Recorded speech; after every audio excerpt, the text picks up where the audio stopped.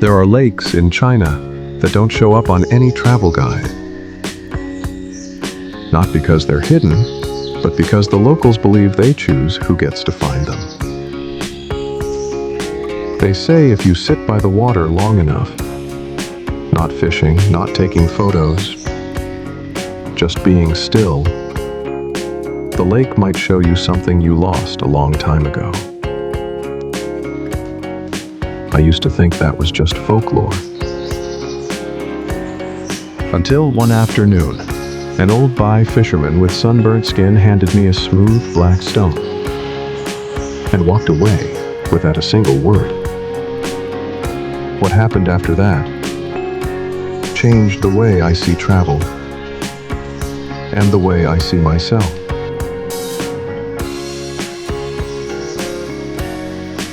In the next few minutes, you'll follow me to a nameless lake that taught me some conversations don't need words at all. Then to an old town where a letter sat for 41 years waiting to be read. And somehow helped me understand something I'd been carrying for just as long.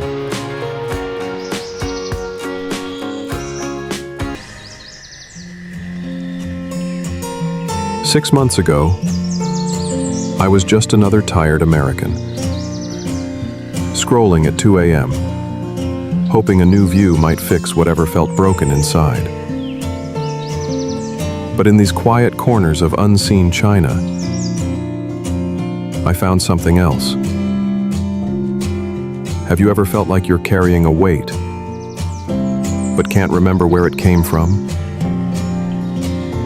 Because when that lake finally chose me, I realized maybe I was never the one who was truly lost.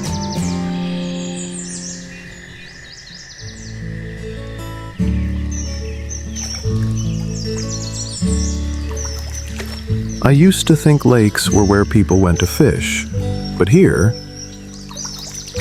I saw men sitting by the water for hours, not holding a single rod.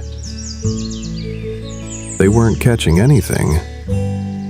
They were just there, as if they were waiting for something, not from the lake, but from somewhere else entirely. Erhai Lake, its name meaning Ear Sea, sits in Dali, Yunnan province. More than 6,300 feet above sea level and stretches nearly 50 square miles wide. It's considered one of the largest and clearest freshwater lakes in China. But what makes it remarkable isn't its size. But what makes it truly special isn't how big it is. It's how people live beside the lake without ever needing to own it. Every morning, they still walk to the docks, riding out on small wooden boats. No motors, no nets. And if you ask what they're doing, most simply smile and say, listening to the fish breathe. Legend says, Erhai was once the burial site of a tribe that chose to stay behind during a great drought to protect the water. When asked why they didn't run, the eldest replied, if we leave, the water will die. But if we stay, the water will remember. And since then, the lake has never dried.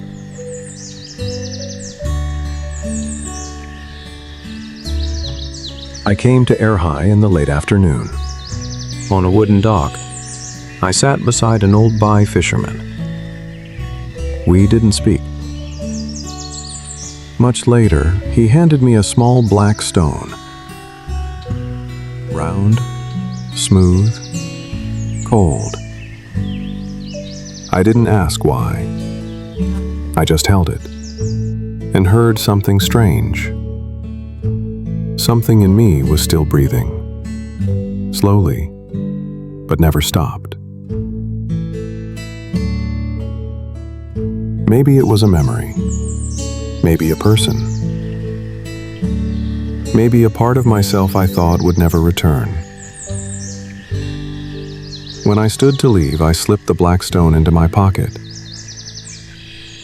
Next to the grain of sand, the white stone, and the soft blade of grass. I didn't know what I was collecting, but I felt something ahead was calling to me. Maybe I didn't choose the place. Maybe the place chose what I carried. You'll find yourself in a land that doesn't feel like Earth, at least not the part we usually see. Where the water is as blue as the eyes of someone who once looked at you for a very long time and left without saying a word.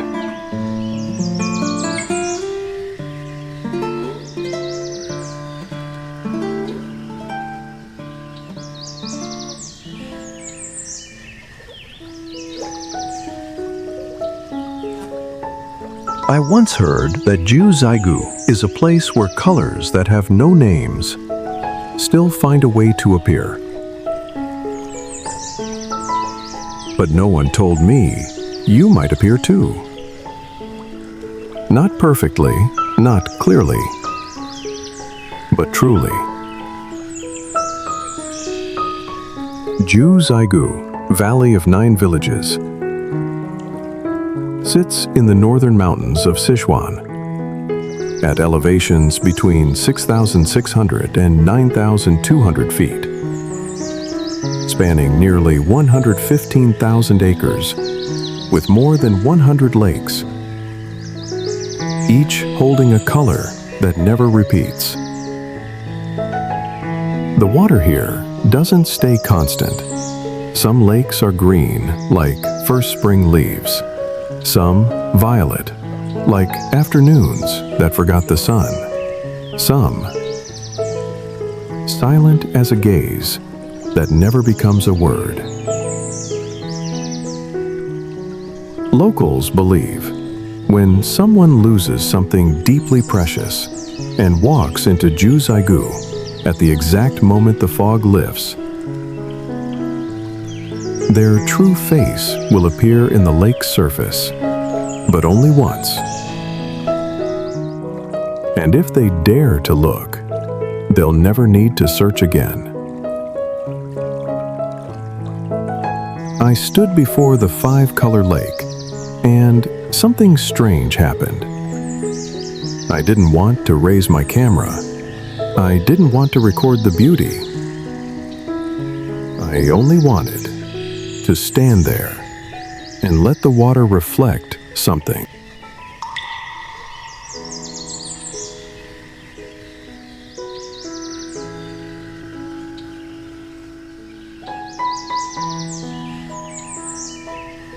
I had buried under all my I'm okays. I didn't see a clear face, just a faint shape of a small boy sitting alone, waiting for someone who was never coming. I didn't know why I cried, only that the water here wasn't cold. But when I touched it, my nose stung.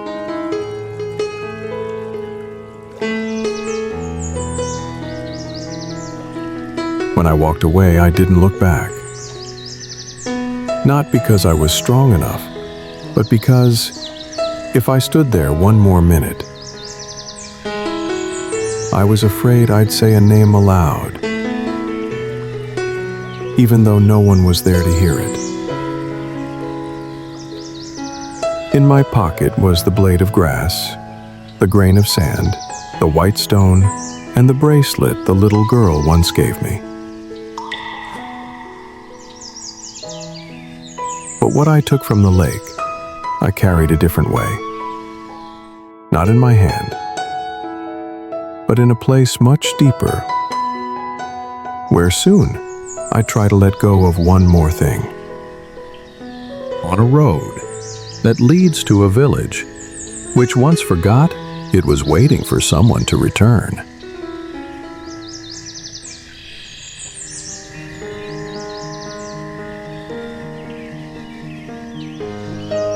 Anren is not famous. There are no grand landmarks, no ancient wonders. But here, you can hear your own footsteps echo down a street no one has spoken of for over 80 years. And strangely, you don't feel alone. You feel like you've been expected. Anren is an ancient town in Sichuan province, about 30 miles from Chengdu. It's home to more than 50 European-style mansions built in the early 20th century. One of the few places in China where East and West still hold hands in architecture, from the late Qing to the early Republic. Once, it was a haven for merchants, intellectuals, and for those who left without saying goodbye. I arrived on a windless afternoon. All the doors were closed. But somewhere, a gramophone hummed softly, as if time here hadn't moved on. Just settled in. In the middle of the street, I met an old man. He didn't say much, just pointed toward an old wooden house and whispered, "That place, someone waited there for 41 years, not to meet, just to hand over a letter that was never finished."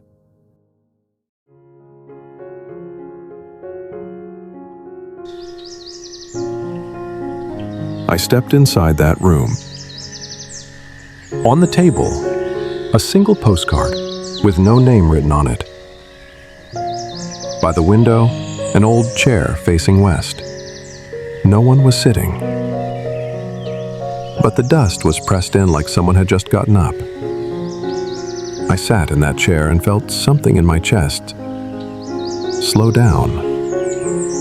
I didn't know who had lived there, but it felt like maybe they had once thought of me, even if they never knew I existed. I didn't take a photo, but I kept the postcard. Blank. And maybe it will always stay that way. Because sometimes, a place doesn't have to be a destination. It just has to exist, so that someone passing through might know they weren't alone in a memory too fragile to be named.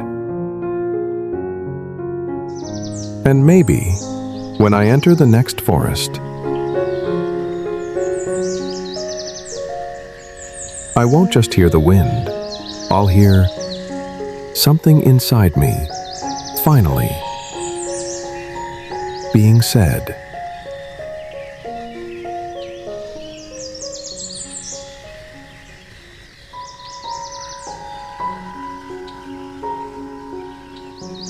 When you've seen too much, sometimes what you need isn't a new view, but a place that asks nothing of you. Just wide enough for you to sit down without having to prove how hard you've tried.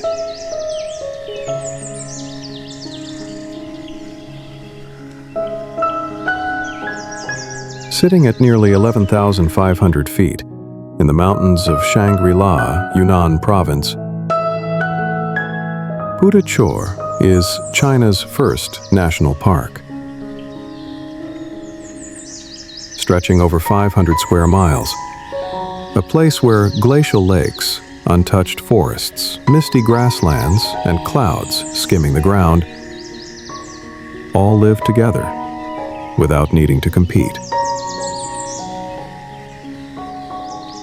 There's no main attraction, no overwhelming monuments.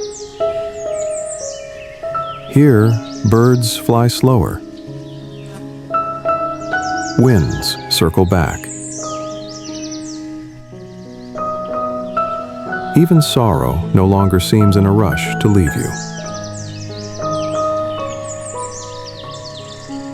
In spring, more than 100 species of wildflowers bloom without order, without care.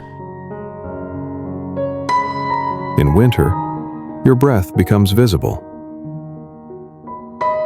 A quiet reminder that you're still here, still alive, even if no one sees you.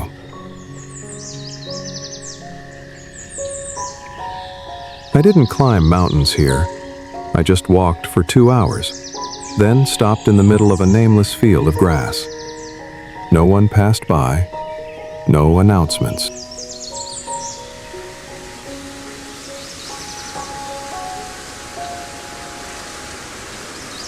Only the sound of wind and the silence of someone finally exhaling.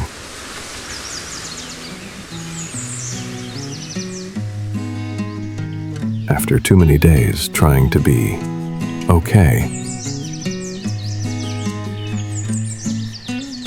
I didn't think. I didn't take notes. I didn't record. I simply placed my hand on the grass, and for the first time in a long while, I didn't feel left behind. I don't know how much time passed there. I just know when I stood up, I felt lighter, even though I hadn't left anything behind. In my pocket, the blade of grass from Naledi, the stone from Wudong, the bracelet from the girl, the postcard never written. But this time, I didn't need a reason to keep them. They weren't signs anymore. They were proof. Proof that I made it through. And somehow I'm still me. And if you're still here, I think you've come a long way too. The final part isn't to end anything. It's just to whisper what we've never dared to say aloud.